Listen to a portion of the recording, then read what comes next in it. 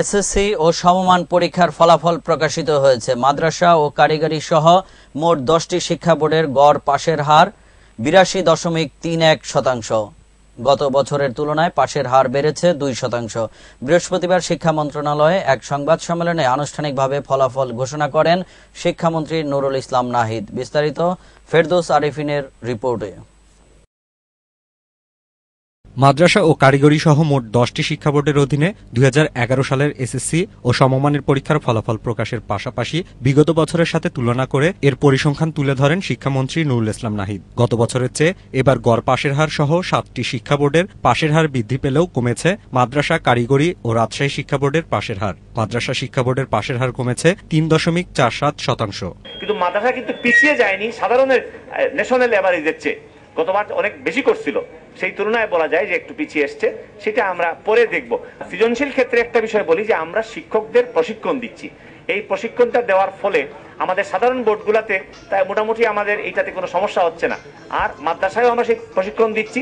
এবছর সর্বোচ্চ পাশের হার কুমিল্লা বোর্ডে 85.85% এবং সর্বনিম্ন দিনাজপুর বোর্ডে 77.48%, ঢাকা বোর্ডে 84.63, চট্টগ্রাম বোর্ডে 78.27, রাজশাহী বোর্ডে 80.32, সিলেট বোর্ডে 81.23, বরিশাল বোর্ডে 78.30, যশোর বোর্ডে 84.04% পাশের হার। এছাড়া মাদ্রাসা বোর্ডে 83.23 এবং কারিগরি শিক্ষা বোর্ডে পাশের হার 81.37%। 10টি শিক্ষা বোর্ডে মোট জিপিএ 5 পেয়েছে 76,749 জন পরীক্ষার্থী।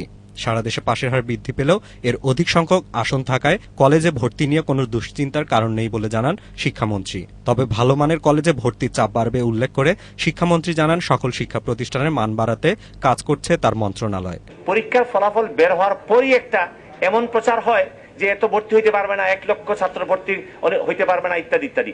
এই বিষয়টা মোটেই সঠিক না। আমাদের দেশে যে শত কলেজের যে আসন সেগুলো আমাদের এই পাশ করার চেয়েও বেশি আছে, কিন্তু সমস্যাটা হচ্ছে অনেক শিক্ষা প্রতিষ্ঠানের মান যথেষ্ট ভালো নয় বলে হয়তো ভর্তির চাপটা ওখানে থাকে না, যার জন্য আমাদের চোখে পড়ে না। আর ভালোগুলোতে চাপ পড়ে দেখে বলে, সুতরাং ভর্তি হওয়ার জায়গার অভাব নেই।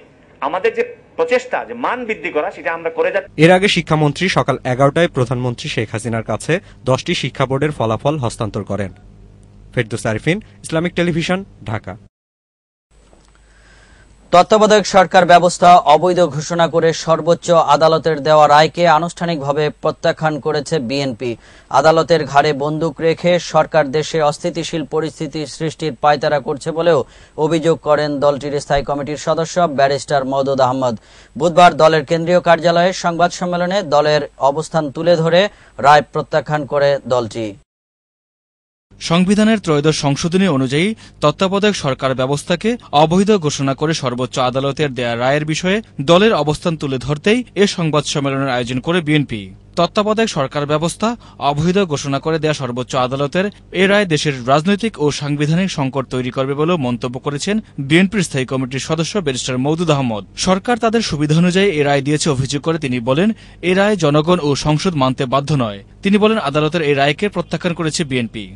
এই ধরনের রায় দেশের রাজনৈতিক এবং সাংবিধানিক সংকট আরো ঘনীভূত সরকারের অধীনে নির্বাচনের পথ প্রশস্ত করবে, যা জনগণের ও আমাদের কাছে কখনো আমাদের কাছে গ্রহণযোগ্য হবে না।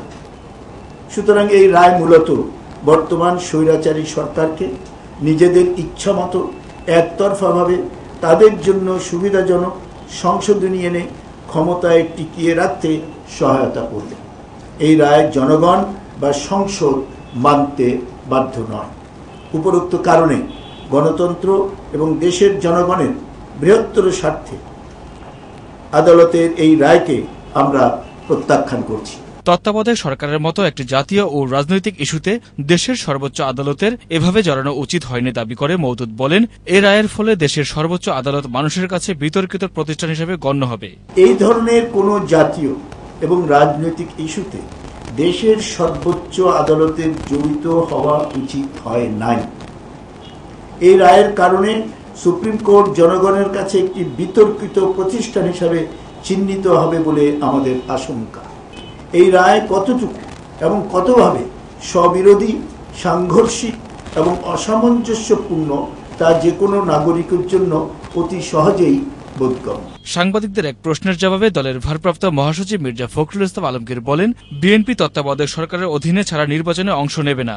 তত্ত্বাবধায়ক সরকার ছাড়া আমরা নির্বাচনে যাব না, ইট ইজ ক্লিয়ার, পরিষ্কার করে বলা হয়েছে। এদিকে জাতীয় প্রেস ক্লাবে অপর এক অনুষ্ঠানে মির্জা ফখরুল বলেন, রাজনৈতিক পরিস্থিতিকে অস্থিতিশীল করতেই সরকার তত্ত্বাবধায়ক সরকার ব্যবস্থা তুলে দেওয়ার ষড়যন্ত্র করছে, যা দেশের মানুষ কখনোই মেনে নেবে না।